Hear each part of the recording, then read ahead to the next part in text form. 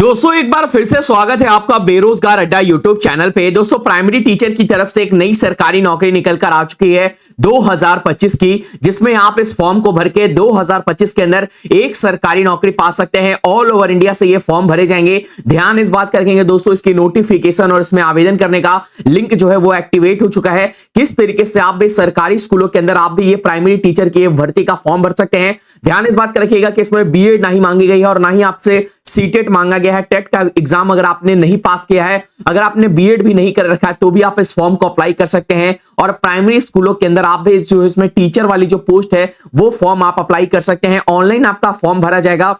Step by step कैसे form को भरना है सारी जानकारी देंगे। और दोस्तों यहां पर आपको ध्यान इस बात का रखेंगे, इसमें अगर आप ग्रेजुएशन पास है यानी स्नातक पास है तो आपके लिए भर्ती है। इसमें कई सारी ऐसी भर्तियां निकल कर आती हैं जो कि आपकी 12वीं क्लास के ऊपर भी आती है, जो कि आपकी प्राइमरी टीचर के ऊपर रहती है, तो वो भी आपको बताने वाले हैं। दोस्तों इसमें आपको बता दें सैलरी काफी अच्छी खासी रहेगी। 60,000 रुपए आपकी इन हैंड आपकी हर मंथ की आपकी सैलरी रहने वाली है। उम्र की बात करें, एज लिमिट आपकी 18 साल से लेकर अगर आप 42 साल के बीच हैं तो आप इस फॉर्म को जरूर भर सकते हैं। ऑल ओवर इंडिया के ये फॉर्म है। और दोस्तों लास्ट डेट की बात करें तो 14 अक्टूबर से पहले पहले आपको ये फॉर्म को भर देनी है। दोस्तों इस प्राइमरी टीचर की भर्ती का फॉर्म भरने के लिए आपको कौन कौन से इंपॉर्टेंट डॉक्यूमेंट्स आपके लगने वाले हैं उनको जरूर आप तैयार कर लें, ताकि आपका जो फॉर्म है वो रिजेक्ट ना हो। दोस्तों आपका फॉर्म फी लगेगा अगर आप सारे डॉक्यूमेंट्स को तैयार नहीं करते हैं। जो भी चीजें मैं आपको बताऊंगा उसको अगर आप ध्यान से नहीं समझते तो आपका भी फॉर्म जो है वो रिजेक्ट हो जाएगा। तो रिजेक्ट होने से पहले आप सारी चीजों को ध्यानपूर्वक समझ लें। और दोस्तों केवल और केवल अगर आप ग्रेजुएशन पास है, ग्रेजुएशन में अगर आपने बीए कर रखा है, बीएससी कर रखा है या फिर अगर आपने बीकॉम कर रखा है, सभी लोग आप इस फॉर्म को अप्लाई कर सकते हैं। तो दोस्तों आपका काम है इस वीडियो को ध्यान से और लास्ट तक देखना। स्टेप बाय स्टेप मैं आपको सारी चीजें बताते चलूंगा और अप्लाई करने का प्रोसेस भी बताऊंगा। लेकिन दोस्तों आगे बढ़ने से पहले अगर आपने अभी तक इस वीडियो को लाइक नहीं किया तो लाइक करिए, और हमारे चैनल पर अगर आप नए हैं तो अभी जाकर फटाफट जाकर चैनल को सब्सक्राइब करिए। यहां पर आपको सब्सक्राइब करने का बटन मिलेगा, यहां से आप जाकर चैनल को सब्सक्राइब कर सकते हैं। दोस्तों यहां पर आपको कमेंट बॉक्स मिलेगा, कमेंट बॉक्स में जाकर आपको टाइप कर सकते हैं कि किस जगह से आप ये वीडियो देख रहे हैं। अगर आप टाइप करते हैं तो आपके राज्य में निकली हुई जो भी नई भर्तियां अगर निकल कर आती है तो वो हम आपके लिए सबसे पहले लेकर आएंगे। तो जो दोस्तों जो भी गवर्नमेंट जॉब आपके राज्य में निकल कर आएंगे उनको हम हमारे चैनल पे आपको सबसे पहले देखने को मिलेगा। दोस्तों सबसे पहले मैं आपको ले चलता हूं यहां पर जो कि आपके प्राइमरी टीचर की तरफ से जो ये भर्ती निकल कर आ रही है, इसके बारे में मैं आपको सबसे पहले बेसिक चीजें बताऊंगा। उसके बाद आपको फॉर्म भरने का पूरा प्रोसेस बताऊंगा, किस तरीके से आप इस फॉर्म को अप्लाई कर सकते हैं। दोस्तों आप देख सकते हैं इसमें प्राइमरी टीचर की तरफ से ये रिक्रूटमेंट निकल कर आ रही है और इसमें असिस्टेंट एजुकेशन डेवलपमेंट ऑफिसर नाम की ये पोस्ट रहने वाली है। 935 इसमें पोस्ट है, तो काफी अच्छी खासी इसमें पोस्ट रहने वाली है। फॉर्म जो है वो आपका ऑनलाइन भरा जाएगा। लास्ट डेट अभी जो है 26 सितंबर कहा जा रहा है, लेकिन इसमें डेट आपकी और भी बढ़ने वाली है। 15 दिनों की डेट और भी बढ़ने वाली है। तो दोस्तों आप ध्यान रखेंगे 25-26 सितंबर से पहले पहले आप फॉर्म भर लें। आप अपना लास्ट डेट का इंतजार ना करें, ध्यान इस बात करेंगे। और एज लिमिट की बात करूं तो 21 साल से लेकर 37 साल आपकी उम्र है। अगर आप SC ST को ओबीसी कैंडिडेट है तो इसमें आपको 5 साल, और आपकी जो है ओबीसी वालों को आपका ध्यान रखेंगे 3 साल की अतिरिक्त छूट मिलने वाली है। दोस्तों यहां पर आप ध्यान रखेंगे कुछ किसी चीज के बारे में और भी मैं आपको बताता हूं, जैसा कि इसमें क्वालिफिकेशन क्या है। तो दोस्तों आप देख सकते हैं इसमें पोस्ट जो है वो आपका, दोस्तों यहां पर आप देख सकते हैं जो इसमें आपका पोस्ट रहने वाला है वो आपकी असिस्टेंट एजुकेशन डेवलपमेंट ऑफिसर नाम की पोस्ट है। और इसमें आपका ग्रेजुएशन मांगा गया है। किसी भी बोर्ड और यूनिवर्सिटी से अगर आपने ग्रेजुएशन पास कर रखा है तो आप इस फॉर्म को जरूर भर सकते हैं।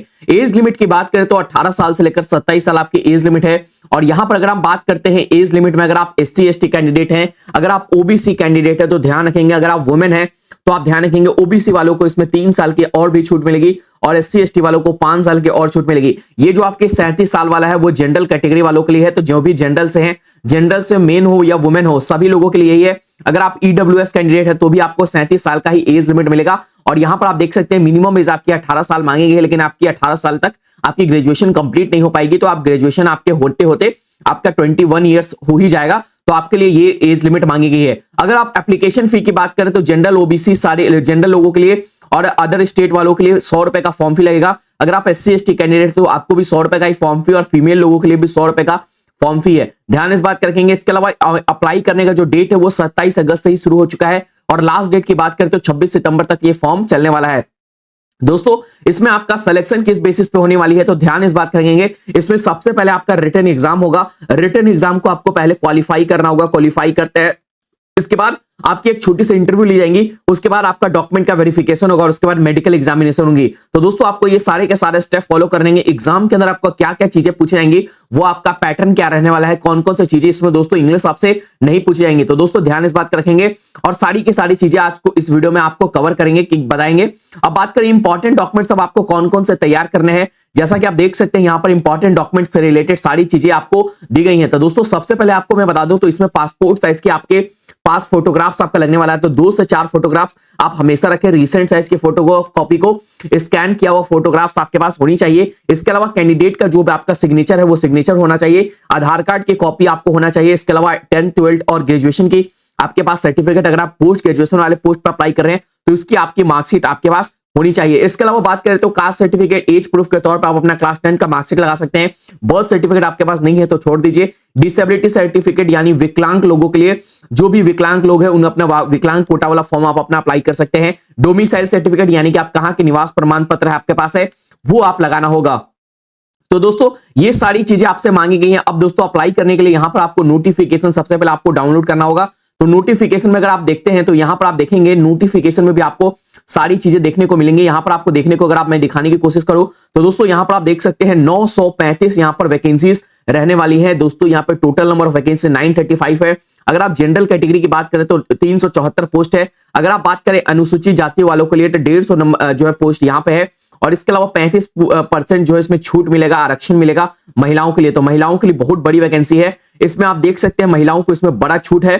तो आप इस फॉर्म को जरूर भर सकते हैं। इसमें आप अपना अप्लाई करने का जो प्रोसेस है वो आप इस तरीके से फॉलो करेंगे। अब नीचे आप आएंगे तो और भी चीजें यहां पर दी गई हैं। जैसा कि आप देख सकते हैं वेतन आपकी 29,030 रुपए आपकी बेसिक सैलरी होने वाली है।